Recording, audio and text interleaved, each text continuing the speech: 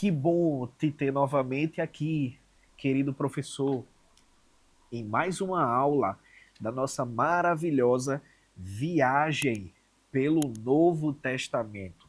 E eu tenho certeza, professor, que você já está totalmente pronto, apto, já lendo acerca da lição. A primeira lição, a gente falou um pouco sobre o período dos 400 anos, chamados período interbíblico, e nessa feita estaremos falando sobre a plenitude dos tempos. Mas o que vem a ser a plenitude dos tempos? Como que a gente pode explicar para os nossos alunos, em síntese, o que de fato significa a plenitude dos tempos? Antes de tudo, utilize todas as ferramentas pedagógicas que a lição ela propõe. É necessário que a lição ela seja exposta. Além disso, você deve mesclar também a sua simpatia. Esteja sempre com um sorriso no rosto, em classe, esperando o seu aluno com aquele aperto de mão, aquele abraço, para que ele se sinta bem recepcionado. Estamos falando num período da adolescência, então o adolescente ele precisa sentir que aquele ambiente é um ambiente acolhedor e é um ambiente ao qual ele se sente bem para aprender da palavra de Deus e também ter um encontro com os seus conflitos, os seus problemas e aquilo pelo qual eles passam por ser notório do período ao qual você leciona, a faixa etária ao qual você leciona. Então, é muito necessário, professor, que você crie um ambiente propício e acolhedor. Utilize os textos bíblicos em classe de forma sistemática. Nós temos 3 textos, um em Isaías, capítulo 7, 2 versículos, o 14 e o 15, Gálatas, do 1 ao 7, e o Evangelho segundo escreveu Lucas, capítulo 24, do 25 ao 31. Mas tem um versículo que é necessário que você destaque da leitura bíblica em classe. Quando você pedir para o aluno, ou se você mesmo quiser ler, o texto de Gálatas do 1 ao 7, não esqueça de quando passar pelo versículo 4, você dá aquela famosa ênfase. Gálatas 4 e 4, que diz: mas vindo a plenitude dos tempos, Deus enviou o seu Filho, nascido de mulher, nascido sob a lei. Quando nós falamos da plenitude dos tempos, nós estamos nos referindo a uma série de fatores que coadunados e se juntaram de uma forma tão perfeita que nós percebemos a mão de Deus agindo dentro da própria história, tornando o momento mais propício da humanidade para que, de fato, o nosso Cristo ele pudesse se encarnar em forma humana e para que o cristianismo, após Cristo ser assunto aos céus, fosse difundido pelo mundo. E nós vamos perceber isso em diversas formas. No ponto 1, você deve explicar para o seu aluno que Cristo é o tema central da Bíblia Sagrada. Tudo na palavra de Deus, absolutamente tudo, ele gira em torno de Jesus. O que aconteceu antes apontava para ele.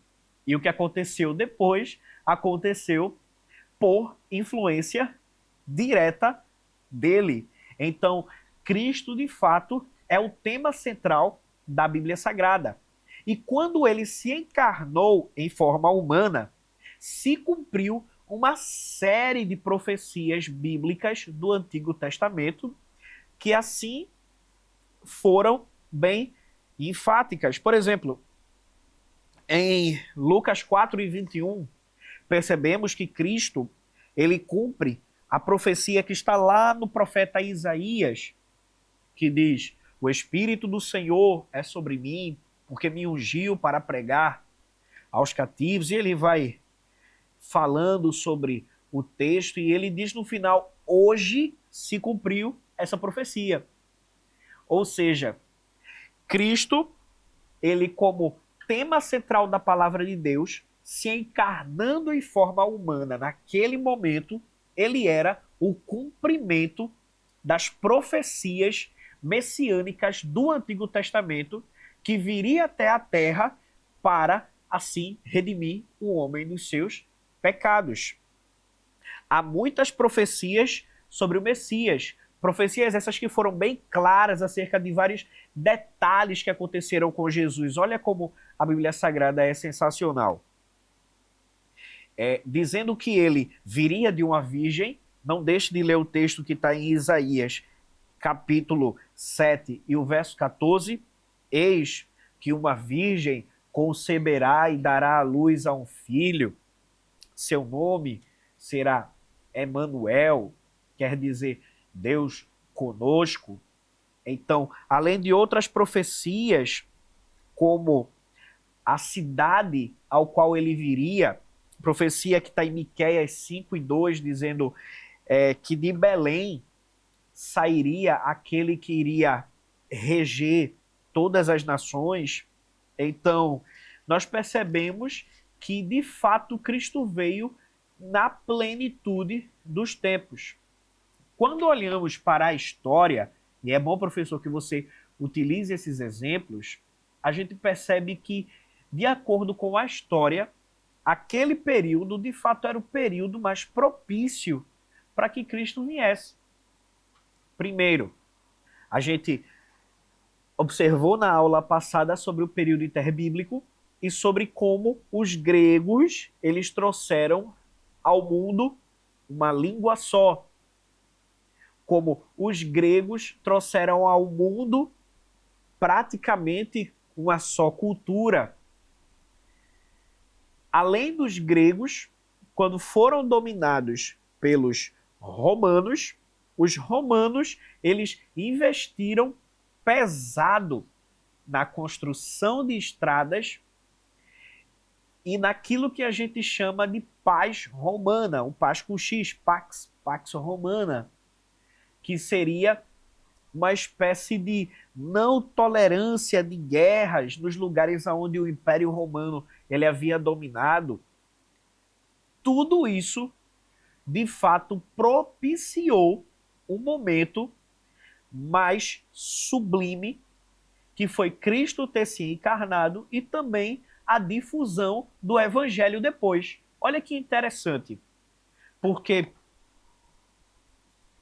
a palavra de Deus sendo exposta em uma língua só, que foi o grego na época, foi muito mais fácil ter alcançado o império da maneira que alcançou, e apenas também as estradas romanas, que foram, de acordo com a história, elementos essenciais na difusão do evangelho. Então, a plenitude dos tempos é isso. A plenitude dos tempos é uma coalizão de fatores que se uniram e trouxeram para o mundo o momento mais maravilhoso da história, o melhor de Deus. Diga isso para o seu aluno. Muitas vezes a gente encontra esse chavão dizendo assim: o melhor de Deus ainda está por vir. Não, o melhor de Deus já veio. E o melhor de Deus foi justamente quando Cristo Jesus, ele veio à Terra em forma humana.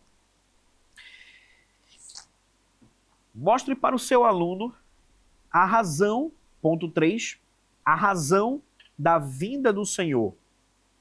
Cristo, ele veio à Terra, não foi por causa de um plano. Ninguém pegou Deus de surpresa. Diga isso, evidencie para o seu aluno, mostre para ele que ninguém pegou Deus de surpresa. A própria Bíblia diz que Cristo era o Cordeiro que foi morto desde a fundação do mundo. Então, já se tinha uma providência antes do homem pecar, já se tinha uma providência espiritual para assim ser a razão pelo qual Deus iria aniquilar o pecado do mundo. E esse alguém é justamente Cristo. A lição, ela tem alguns subsídios que vão te auxiliar muito, professor, nessa lição. É importante que você explore as questões históricas aqui também, da plenitude dos tempos. Quanto mais detalhes você encontrar acerca do período grego, do período romano, que juntos assim propiciaram questões favoráveis ao Evangelho, é interessante para que a tua aula seja cada vez mais rica e eficaz. Explore o conhecimento prévio que os teus alunos têm acerca do assunto. Pergunte para eles se eles já ouviram falar dessa expressão, plenitude dos tempos. Pergunte para eles o que vem a ser, na opinião deles. Instigue esse diálogo. Pergunte para eles o que eles sabem sobre a dominação grega, sobre a cultura grega. Pergunte para eles o que eles sabem sobre a cultura romana, sobre as formas de dominação romana. Quanto mais os teus alunos assim trouxerem conhecimentos prévios, mais vão contribuir para a tua aula. Além do mais, será uma ótima maneira de você entender qual aluno ele tem mais aquela desenvoltura e proeminência para no futuro também estar te auxiliando. Por que não? Não é? A gente tem algumas dicas literárias, como normalmente a gente faz. O livro Faces do Novo Testamento, que é um livro sensacional, que vai te ajudar muito em diversas questões, como os livros se agrupou, não é? Então, tudo isso ele vai te auxiliar como uma ferramenta literária. Outro livro, esse box, aqui ele vai te auxiliar muito, é um material de peso, ele é em 2 volumes. Primeiro volume, ele é os Evangelhos. Segundo volume, de Atos a Apocalipse, introdução ao Novo Testamento. São várias ferramentas que te auxiliarão. Além, é claro, da própria Bíblia Sagrada, que ela é essencial na tua aula. Professor, curta, comente, compartilhe, mande para aquele seu professor que você sabe que leciona a classe de juvenis. Eu tenho certeza que a tua aula será abençoada e Deus vai te utilizar como uma ferramenta e um canal de bênção mais uma vez. Que o conhecimento é capaz de mudar a vida de quem lê, a gente já sabe. E que livro você pode comprar em qualquer livraria. Mas nós transformamos 100% do nosso lucro em mudança de vidas, através da ação social, evangelismo e missões. Ao adquirir qualquer um de nossos produtos, seja presencial ou à distância, você está investindo em alguém. Na próxima vez que você for comprar livros ou artigos evangélicos, não vá em qualquer lugar. Vá na Livraria Arca Missionária. Uma nova história começa quando você compra aqui. Agora você pode fazer a sua contribuição através do Pix, uma operação rápida, segura e sem custos. Abra o aplicativo do seu banco, clique na opção Pix e em seguida vá na opção Transferência. Depois é só digitar a nossa chave Pix, que pode ser o nosso CNPJ, 11 120 490 0001 86. Nosso e-mail contribua@eadalp.org.br ou nosso celular 81-98883-2755. Verifique se a contribuição é para a Igreja Evangélica Assembleia de Deus em Abreu Lima, Pernambuco. Confirme a transferência e depois siga o procedimento do seu banco. Anote nossas chaves Pix para não esquecer. CNPJ 11 120 490 0001 86. E-mail contribua@iadalp.org.br. Celular 81-98883-2755. Você está contribuindo para o crescimento da obra de Deus.